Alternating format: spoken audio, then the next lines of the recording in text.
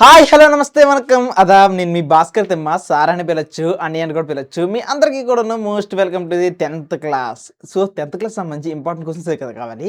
So మీకు grand test రాస్తున్నారనే విషయం నాకు తెలుసు, పర్లేదు, ఏం ప్రాబ్లం లేదు. ఇప్పుడు వరకు ఫ్రీ ఫైర్ మీరు బాగా రాసినా రాయకపోయినా సరే గ్రాండ్ టెస్ట్ అనేది మనకు ఇంకొక అవకాశం వచ్చింది కదా, ఈరోజు నైట్ లైవ్ కూడా ఉంటుంది.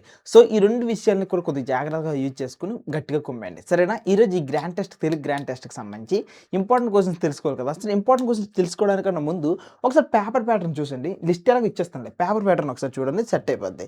ఫస్ట్ సిచ్యువేషన్ చూస్తే మీరు ఎప్పుడైతే మీరు ఇలా పద్యాలు ఓపెన్ చేస్తారో, ఓకే, పద్యానికి సంబంధించి పూరించమని అడగట్లేదు, పద్యానికి సంబంధించి భావం కూడా అడగట్లేదు, జస్ట్ క్వశ్చన్ అండ్ ఆన్సర్స్ అడుగుతున్నాడు కాబట్టి ఈజీగా మనం సాల్వ్ చేసుకుంటూ వెళ్ళిపోవచ్చు. That's it. ఇది ఫస్ట్ పని, ఓకేనా? ఫస్ట్ పని.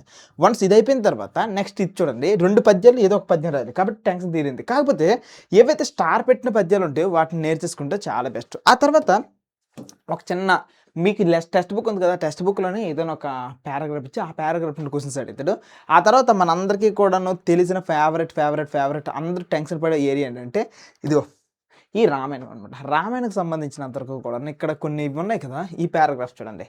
రామాయణకు సంబంధించి మనకి కాండలు ఇస్తారు, ఈ కాండల్లో ఏ కాండకు జరిగిందో తెలుసుకోవాలి. కాబట్టి రామాయణం కోసం ఇక్కడ ఒక 8 మార్క్స్ క్వశ్చన్ వస్తుంది, పాయింట్ 1, ఓకేనా? నెక్స్ట్ ఇదే రామాయణం కోసం నెక్స్ట్ ఇంకొక దగ్గర కూడా ఇంకొక 8 మార్క్స్ క్వశ్చన్ వస్తుంది, అట్ ద సేమ్ టైం ఇంకొక 4 మార్క్స్ క్వశ్చన్ వస్తుంది. కాబట్టి టోటల్గా 8 16 + 4 20, టోటల్గా 20 మార్క్స్ క్వశ్చన్ వస్తుంది. కొద్దిగా జాగ్రత్తగా చేసుకుంటే వెళ్ళండి, ఓకేనా? సో పేపర్ ప్యాటర్న్లో ఫస్ట్ 2 కూడా మనకి పెద్దగా ప్రాబ్లం లేదు, కానీ తర్వాత వచ్చేదానికి రామాయణం కోసం ఎఫర్ట్స్ పెట్టాలి. ఇక్కడికి ఇది అయిపోయింది కదా. ఆ తర్వాత నెక్స్ట్ చూడండి, ఇక్కడ బాగా అబ్జర్వ్ చేస్తే ఇప్పుడు కూడా ఈ 4th క్వశ్చన్లో మనకి ఇప్పుడు కవుల గురించి అడుగుతుంటారు. సో కవి గురించి అడుగుతారు కాబట్టి మీకు ఏ కవులు కావాలి ఇంపార్టెంట్ నేను చెప్తా.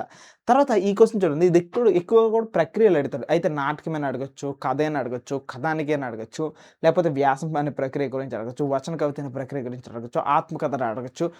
ఇలా మనకి డిఫరెంట్ ఉన్నాయి కదా, వీటన్నిటి గురించి కూడా ప్రక్రియలు అడుగుతారు కాబట్టి దీన్ని చెక్ చేద్దాం. ఆ తర్వాత ఇదిగో ఇది పాత్ర స్వభావం, ఇంతకుముందే చెప్పాను కదా 8 మార్క్స్లో ఇంకొకటి ఆల్రెడీ ఇంతకుముందు రామాయణకు సంబంధించి 8 మార్క్స్ క్వశ్చన్ వచ్చింది, ఇది ఇక్కడ ఒక 4 మార్క్స్ క్వశ్చన్ వచ్చింది. సో చెక్ చేసుకుంటూ వెళ్ళండి. సో ఇప్పుడు ఈ 4 మార్క్స్ నుండి నువ్వేం అర్థం చేసుకోవాలంటే కవి పరిచయాలు పక్కా నేర్చుకోవాలి, ప్రక్రియలు కొన్ని ఉన్నాయి అవి నేర్చుకోవాలి, తర్వాత పాత్ర స్వభావాలు పక్కాగా ఇస్తారు, ఇది ఒకటి నేర్చుకోవాలి. వన్స్ ఇది అయిపోయిన తర్వాత నెక్స్ట్ చూడండి, పద్యభాగం సంబంధించి ఏదైనా ఒక సారాంశం నేర్చుకుంటే చాలు. సో పద్యభాగం సంబంధించి ఏదైనా ఒక సారాంశం కాబట్టి ఒక 8 మార్క్స్ వచ్చేస్తుంది. నెక్స్ట్ పద్యభాగం లెసన్ కదా. ఆ తర్వాత గద్యభాగం సంబంధించి ఏదైనా ఒక లెసన్కి సంబంధించిన సారాంశం నేర్చుకోండి, ఇక్కడ ఒక క్వశ్చన్కి ఆన్సర్ అనేది వచ్చేస్తుంది.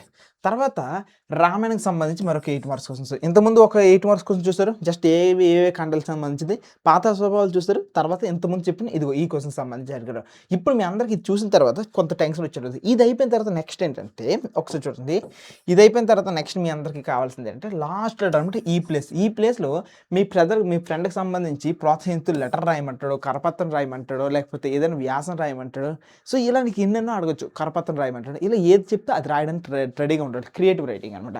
సో ఇక్కడతో నీకు చెప్పాలనుకున్న పాయింట్స్ అన్నీ కూడా అయిపోయి, ఓకేనా? ఇక్కడతో నేను చెప్పాలనుకున్న పాయింట్స్ అన్నీ అయిపోయి, ఇక మిగిలినంతా కూడా గ్రామరే. సో గ్రామర్లో మనకి ఏంటంటే అలంకారాలు వస్తాయి, ఓకేనా? అలంకారాలు వస్తాయి, లేకపోతే ఘన విభజన వస్తుంది, ఇలా డిఫరెంట్ అనమాట. లేకపోతే పదజ్ఞానం నుండి మనకి పర్యాయ పదాలు, వ్యతిరేకార్థ పదాలు, నానా అర్థాలు, అర్థాలు, వ్యుత్పత్తార్థాలు. సో ఇలా మనకు అన్ని అడగడానికి ఉన్నాయంట. ప్రకృతి వికృతి పదాలు ఇలా అడగడానికి చాయిస్ ఉన్నాయి. Next grammar point of view చూస్తే అలంకారాలు, ఘన విభజన, దాని తర్వాత కర్తరి వాక్యము, కరవరి వాక్యము, దాని తర్వాత ప్రత్యక్ష వాక్యము, పరోక్ష వాక్యము, దాని తర్వాత సందులు, సమాసాలు, ఓకేనా? నెక్స్ట్ వాక్యాల్లో రకాలు ఉన్నాయి కదా అవి. సో ఇలా మనకి ఇవి అడగడానికి చాయిస్ ఉంది. సో ఇది గ్రామర్ సంబంధించి. ఇప్పుడు మీ అందరికీ వచ్చే క్వశ్చన్ ఏంటంటే ఇంపార్టెంట్ క్వశ్చన్స్ ఏవైనా ఇచ్చేస్తే మాకు చాలు అనిపిస్తుంది కదా. సో ఇంపార్టెంట్ క్వశ్చన్స్ లిస్ట్ చూపిస్తాను చూడండి. సో ఇది పద్యభాగం సంబంధించిన ఇంపార్టెంట్ క్వశ్చన్. ఆ తర్వాత నెక్స్ట్ గద్యభాగం సంబంధించిన ఇంపార్టెంట్ క్వశ్చన్, బతుకు గెలుపు కాదు బతుకు గంప, ఓకేనా? సో బతుకు గంప, వీటికి సంబంధించి ఇవి ఇంపార్టెంట్ క్వశ్చన్స్. తర్వాత రామాయణం ఉంది కదా, రామాయణానికి సంబంధించి ఈ ఇంపార్టెంట్ క్వశ్చన్స్ నేర్చుకుంటూ వెళ్ళండి. నెక్స్ట్ ఇంపార్టెంట్ క్వశ్చన్స్ లో కొన్ని చెప్తున్నాను కదా, అదేంటంటే కవి పరిచయాలు ఉమర్ ఆలిసా, నేతాల్ ప్రతాప్ కుమార్, శ్రీకృష్ణదేవరాయలు, ఎర్రన, వైసీవి రెడ్డి, వీళ్ళని నేర్చుకున్న తర్వాత మిగిలిన నేర్చుకోవడానికి ట్రై చేయండి. ప్రక్రియల్లో వ్యాసం, నాటకం, కథ, కథానిక వీటిని నేర్చుకున్నాక ఇంక మిగిలిన వాటికి వెళ్ళండి. లేఖ గురించైనా, ఇంకేటి గురించైనా. పాత్ర స్వభావంలో వాలి, భరతుడు, లేపోతే హనుమంతుడు, సుగ్రీవుడు, లక్ష్మణుడు, కైక, మందర, ఇంకొకటి త్రిజట. త్రిజట గురించి కూడా నేర్చుకున్నాక ముందుకెళ్ళండి. ఇవి కొన్ని ఇంపార్టెంట్‌వి అన్నీ కూడాను.